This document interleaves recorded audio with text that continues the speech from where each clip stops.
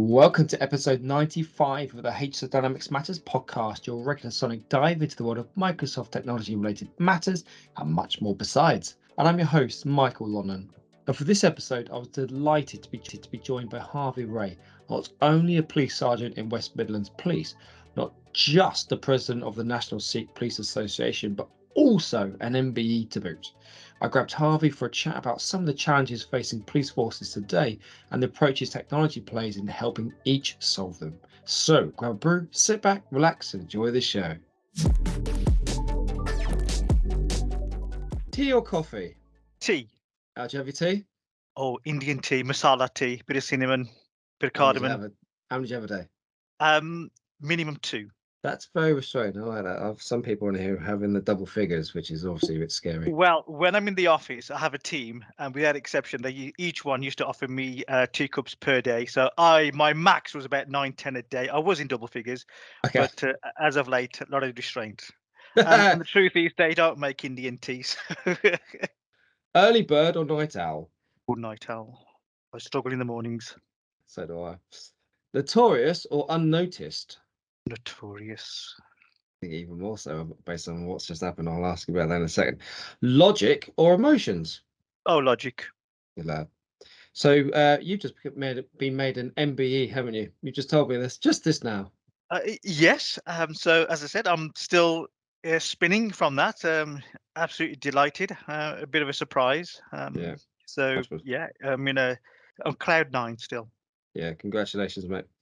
Now, when it comes to logic or emotions, or perhaps even logic and instinct, would you say that a lot of your decisions are based on which, or more of your decisions are based on which, logic or emotion, do you think? I think logic. I think there's a format to follow. There's parameters being a police officer that we operate in. And sometimes when you make decisions, from an emotional point of view, they're not always the right ones. I mean, yes, you go with a gut feeling, but then you've got to contain that with logic in terms of what you're doing. Yeah, fair enough. And what are sort of the challenges that are facing policing today? I think that's a two-pronged question, really. There's a challenge internally and there's a challenge externally. So the external challenge is the trust and confidence that people have within the police service, particularly certain communities. And there was a report that came out very recently, the case report that highlighted some of the observations and assessments made by Baroness Casey around what's going on within policing, albeit it was around the Met.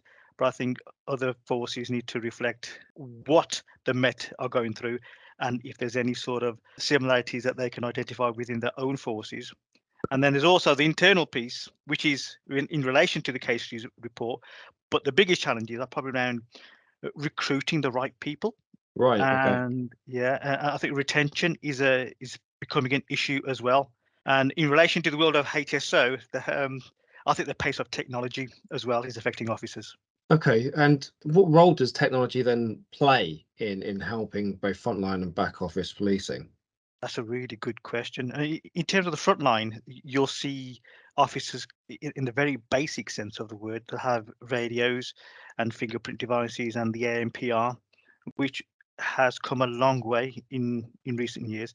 But there's also the back office stuff that takes place, particularly around where we process prisoners, our intel systems.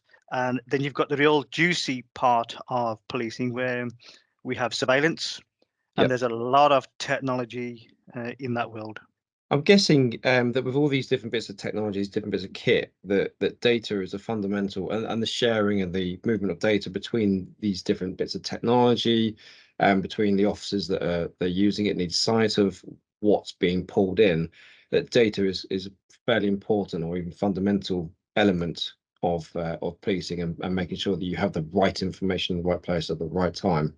One of the challenges we have is not that we haven't got the data, we have got the data, but it's unlocking that data. And we have 43 different police forces, and each will have their own operating model. And sharing that data across borders can be challenging because criminals aren't confined to one geographical area. They will cross various borders. And when they're going across to another constabulary, we in one force may not know what's going on and what data is being held about certain criminals on other force systems. So that is a challenge for us. Okay, I was going to ask you then what could be done differently, but so I guess make it a bit of a simpler, making it easier for information to move across borders as criminals do would be one of those things that you would look to do. That would be wonderful. I mean, forces are becoming regionalized now, particularly with regional organized crime units. So we have those. But then one of the other challenges we have is the volume and the complexity of the lawbreakers. And we're always trying to play catch up with that. And that's a bit of a challenge as well for us. Okay, how reliant are most police forces on older technology, or are you seeing a trend of police forces actually adopting more of the modern technology that's coming through? I think forces are modernizing, particularly because the effect of cybercrime and the Okay. issues around cybersecurity. I think that's an area we've been lacking in the past, but as of late, there's a lot of investment taking place in that area. I mean, historically, crime used to be very simple. You'd break a window, steal something, and run away. Yeah. But it's a bit more complex now, and we've got to work with industries that you're involved in to try and overcome some of these obstacles that we've. I mean, how can I put it? Policing is simple. It really is simple. Somebody commits a crime, we've got to find out who's done it, Yeah. catch them, get the evidence, and put them before the courts. But that process is getting more and more complicated, and we have to now have partners from private industry to because they've got the R&D. They can invest in these and just share what technology they have with us and say, like, this is what we can do for you. So partnership working in the future is going to be critical for police services. It does seem that it's a bit of a race, isn't it? As the criminals, as technology advances, criminals get better, more advanced technology and better, more advanced ways of creating or causing crime, and the police forces have to therefore become more technically specialized and try and get ahead of them. It's a bit of a two-horse race. It is. Historically, I think the police service has always tried to play catch up. But with this approach of working with partners, we can try and get ahead of the curve somewhat. We can start graphing and thinking, where is this going to go? Yeah, And if it's going to go there, will we as a police service be ready when the crooks get here? I So guess. again, it's if somebody was planning a bank job, in yesteryear, you'd have the criminals planning a bank job. And if the police got to hear about it, they'd be inside the bank waiting to catch them. Yeah, It's the same for the future now, just that the bank is the cyber world.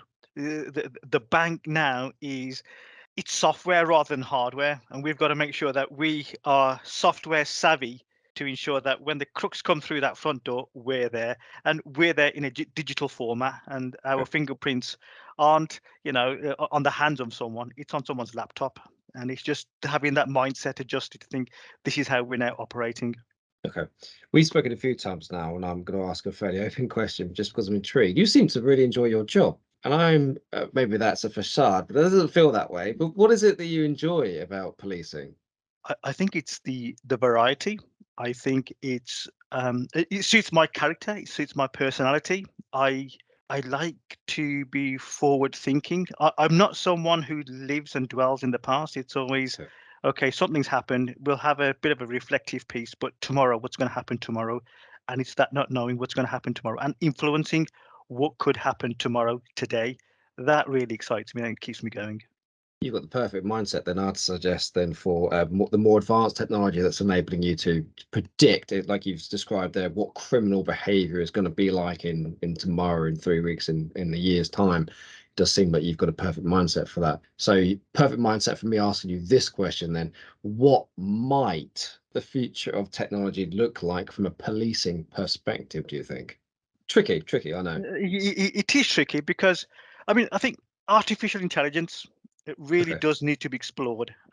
We haven't been there yet as such. I mean, the police service, we worked in the past, I remember many years ago when Pareto charts first arrived, talking about the normal ranges of crime.